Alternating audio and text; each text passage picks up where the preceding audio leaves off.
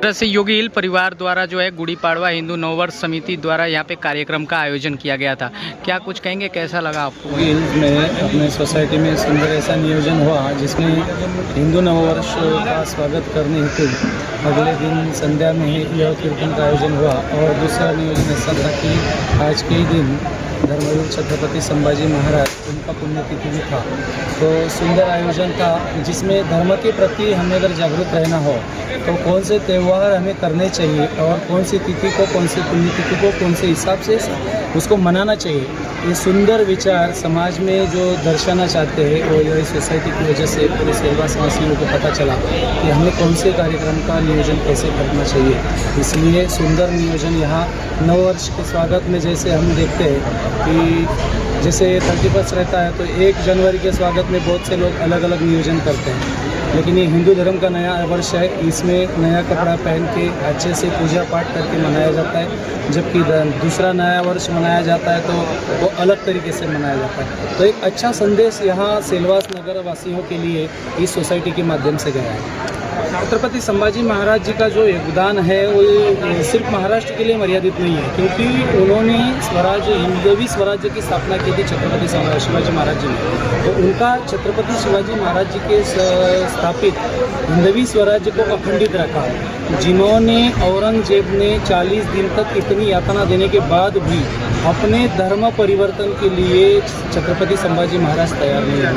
तो धर्म के प्रति जो बलिदान संभाजी महाराज ने दिया है वो समाज तक कैसे पहुँचे इसका एक माध्यम है। और हिंदू धर्म के लिए आज के समय अगर देखा जाए तो हिंदू धर्म के लिए सबसे बड़ा योगदान अगर किसी ने दिया होगा तो छत्रपति संभाजी महाराज ने। और जिन्होंने छत्रपति संभाजी महाराज को 40 दिन तक यातना दी, उनके प्रति समाज में जो गलत मैसेज जा रहा है वो न जाते हुए सही मैसेज जाए, इस जन जागृति के हिसाब से इस कार्यक्रम का आयोजन हुआ। इस तरह से आज यहाँ पे योगी हिल परिवार द्वारा आप लोगों के तो ये गुड़ी पाड़वा का जो हिंदू नववर्ष का कार्यक्रम आयोजित किया गया था, जिस तरह से महाराज जी आए थे, तो क्या कैसा रहा कार्यक्रम और क्या कहेंगे सिलवासा वासियों से? वैसे तो पहले तो सबको शुभकामनाएं गुड़ी पाड़वा और नए साल का। और जैसे हम सबको पता है कि समाज में ऐसा लगता है कि गुड़ी पाड़वा सिर्फ महाराष्ट्र का ही त्यौहार है, परंतु ये हिंदू नववर्ष का त्यौहार है। वही हमारे योगी हिल सोसाइटी के युवा जैसे मंडल है, उन्होंने प्रयत्न किया कि सोसाइटी के माध्यम से समाज को मैसेज मिले कि यह सिर्फ मराठी का नहीं, ये पूरा हिंदू का नववर्ष है। तो इसी तरह कैसे मनाना चाहिए वो हमने प्रयत्न किया। सुबह उठ के गुड़ी बांधना, नए कपड़े पहनना, माता पिता का आशीर्वाद लेना, अच्छे उपमान खाना, इस तरह से लोगों को नए साल की शुभकामनाएं हमारी तरफ से, सोसाइटी की तरफ से सभी को दी जा रही है। एक बार भगवान राम का नाम लीजिए, बोलिए जय जय श्री राम। आदरणीय प्रदीप महाराज जी, वारकरी भजन मंडली, राधे कृष्ण भजन मंडली और जय महाराष्ट्र वारकरी भजन मंडली जो राजू भाई और सतीश भाई चलाते हैं। और प्रदीप महाराज जी का मैंने कई बार, भले मराठी कम समझ में आती है लेकिन कीर्तन में जरूर आता हूँ, जो ओजस्वी वाणी से आप सिलवासा में कई बार लोगों को हिंदुत्व के लिए जगाया है, हिंदुत्व के बारे में बताया है। हम पूरे सिलवासा वासी आपका हार्दिक अभिनंदन और स्वागत करते हैं, आपका आभार भी व्यक्त करते हैं। आप ऐसे ही हम सभी के बीच हमेशा उपस्थित रहें और सनातन के बारे में हमें जगाते रहें। आने वाली 6 अप्रैल को क्या है पता है ना? पता है, अभी कल हम सभी का नववर्ष है। वो कुछ वर्ष पूर्व हम सभी 31 दिसंबर की रात 12 बजे का इंतजार करते थे, लेकिन धीरे धीरे सनातन जगा और उसका उद्गम हम सभी ने इस बार प्रयागराज कुंभ में देख लिया है कि सनातन क्या है। भारत देश की आधी आबादी से ज्यादा इस बार कुंभ में स्नान किए और सनातन की महत्ता क्या है सबको पता चला। तो हम सभी सनातनी हिंदू भाइयों से एक ही अनुरोध करेंगे कि जहां पे भी सनातन का कोई भी धार्मिक कार्यक्रम हो, वहां बिना किसी आमंत्रण का इंतजार किए वहां पहुंच जाना चाहिए। जैसा सुनील भाई ने बताया कि महाराष्ट्र, उत्तर प्रदेश, राजस्थान, ये सब चीजों में हम बटे हुए हैं, सभी को पता है कि जब भी हम बटे हैं तब तब कटे हैं, चाहे वो दिल्ली हो, केरला हो, बंगाल हो, कश्मीर हो, उत्तर प्रदेश हो, बिहार हो, जहां भी देखो वहां पे सिर्फ बटने पे कटे हैं। और एक बार भी ऐसा कोई, इतने कम से कम 300-400 लोगों की संख्या है, एक आदमी उठ करके खड़ा होकर बता दे कि कभी किसी हिंदू ने किसी अन्य मजहब पंथ पे एक भी हमला किया हो।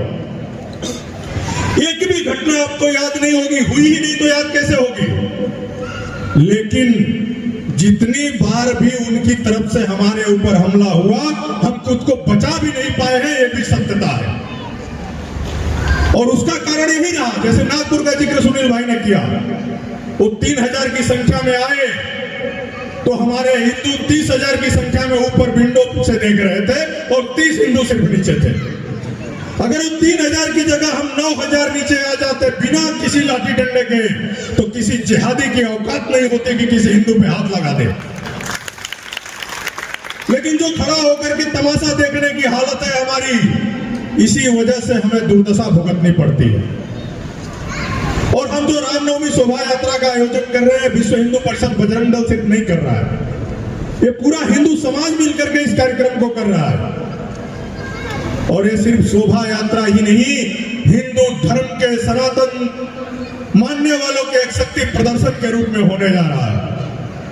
और जिस सोसाइटी में भजन का कार्यक्रम चला, इस सोसाइटी से काफी नजदीक है बालाजी मंदिर।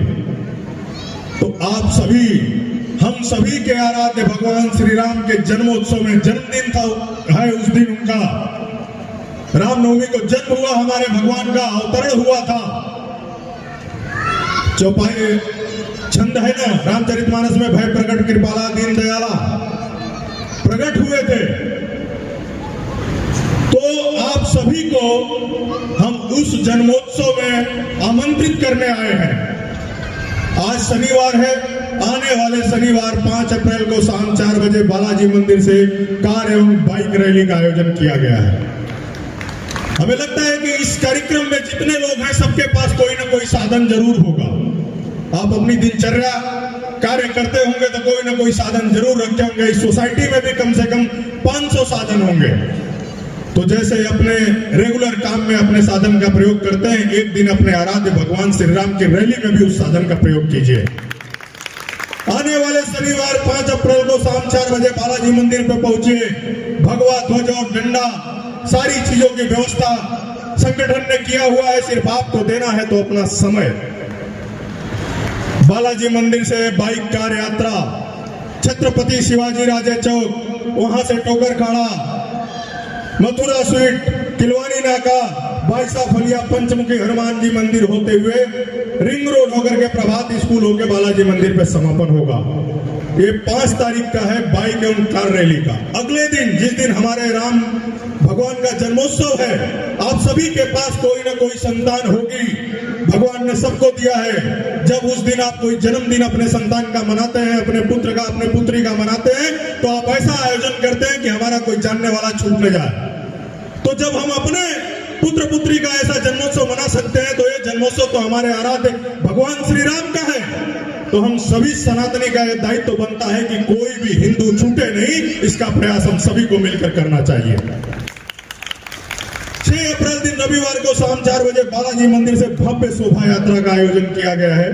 उस शोभा यात्रा में हम सभी के आराध्य भगवान श्री राम की भव्य झांकी, छत्रपति शिवाजी महाराज की भव्य झांकी, इस जय महाराष्ट्र वारकरी भजन मंडली, ढोल ताशा, तारपा और हमारे नन्हे मुन्ने बच्चों का भी अलग अलग स्वरूपों में एक झांकी का आयोजन है। तो आप सभी को इन सब झांकियों का आनंद, भगवान श्री राम की महाआरती में शामिल होने का सौभाग्य और अपने हिंदू होने का गर्व भी होगा। तो आप सभी बड़ी से बड़ी संख्या में दिन रविवार 6 अप्रैल शाम 4 बजे बालाजी मंदिर पहुंचिए। वहां से शोभा यात्रा महाआरती के बाद चालू होगी। वहां से निकल करके छत्रपति शिवाजी चौक, वहां से टोकर खाड़ा से मथुरा स्वीट, किलवानी नाका, झंडा चौक स्कूल होते हुए गायत्री मंदिर से बालाजी मंदिर पे समापन होगा। लेकिन जो इतनी बड़ी संख्या में माताएं बनी बैठी हैं, हम इनके लिए भी एक सूचना देना चाहते हैं। हमारी माताओं का सबसे बड़ा एक तकलीफ है ये है कि हम तो काम धंधा करने पे निकल जाते हैं, लेकिन शाम को खाना पीना इनको ही बनाना पड़ता है। तो बड़ी चिंता रहती है कि भाई खाना नहीं बना, हमें आयोजन में आ गए। तो हमारे संगठन और हमारे समाज ने ये शोभा यात्रा समाप्त होने के बाद बालाजी मंदिर के पार्टी प्लाट के पीछे एक महाप्रसाद का भी आयोजन किया है। इसलिए खाना पीना की किसी को चिंता करने की जरूरत नहीं है। माता बहनों, आप सभी बड़ी से बड़ी संख्या में वहां पधारिए और हमें विश्वास दिलाते हैं कि हर सनातनी को पूरी इज्जत के साथ महाप्रसाद सबके परिवार सबके पास तक पहुंचेगा। इसकी पूरा बंदोबस्त किया गया है और यात्रा का जो मार्ग है उसमें भी हमारे व्यापारियों द्वारा जगह जगह पे छाछ, लस्सी, नाश्ता, पानी सारी व्यवस्था की गई है। इसलिए किसी को कोई हरासमेंट भी नहीं होने वाला और सनातन के कार्य में कभी हरासमेंट होता नहीं है। हम सभी ने बताया कि हमें नागपुर में ये हुआ, दिल्ली में हुआ, इसका मतलब ये नहीं कि हिंदू कुछ नहीं कर सकता। हिंदू बहुत कुछ कर सकता है। कुछ वर्ष पूर्व हमने नारा दिया था कि सौगंध राम की खाते हैं, मंदिर वहीं बनाएंगे। तो उस सौगंध को हमने पूरा किया और जहां राम पैदा हुए थे मंदिर वहीं बनाए। तो जिस संकल्प को हम लेंगे हम जरूर पूरा करेंगे, ऐसा हमारे समाज, हमारे सनातन धर्म पे हमें पूरा विश्वास है। एक बार आप सभी को गुड़ी पड़वा, नव वर्ष, रामनवमी शोभा यात्रा, सबकी हार्दिक शुभकामनाएं। एक बार जोरदार जयकारा हमारे साथ लगाइए, बोलिए जय जय श्री राम। तर महाराजांनी जसं सांगितलं की आज संभाजी महाराजांची तिथीनुसार पुण्यतिथी देखील आहे आणि एक छोटीशी गोष्ट सांगू इच्छितो। आपला हिंदू समाज एकत्र नाही अशा कारणास्तवच आज 10-15 दिवसा अगोदरच तुम्ही बघितलं असेल नागपूरमध्ये 92% हिंदू असून 8% त्या टोपीवाल्यांनी काय केलं बघितलंय तुम्ही? हिंदूंना मारलंय, घरात जाऊन मारले, त्यांच्या गाड्या जाळल्या, त्यांचे घर फोडले, बाईक जाळल्या गेल्या। हे का होतंय? कारण की आपण संघटित नाही तर त्यांची ताकदच काय की ते आपल्यावर हल्ला करतील, पण आपण एकत्रच नाही। त्याचं कारण असा प्रतिसाद त्यामुळे निघतो। आणि रिझन काय होतं दंगली मागचं? कारण की त्याच दिवशी सकाळी काही हिंदू संघटनांनी, विश्व हिंदू परिषद, बजरंग दल व काही हिंदू संघटनांनी ज्या औरंग्याने लाखो हिंदूंचे मारहाण केली, लाखो स्त्रियांचे बलात्कार केले, लाखो आपल्या आई बहिणींवर अत्याचार केले, अशा औरंग्याची कब्र ही छत्रपती शिवाजी महाराजांची धरती, छत्रपती संभाजी महाराजांच्या धर्तीवर नको म्हणून शांतपूर्ण आंदोलन केले।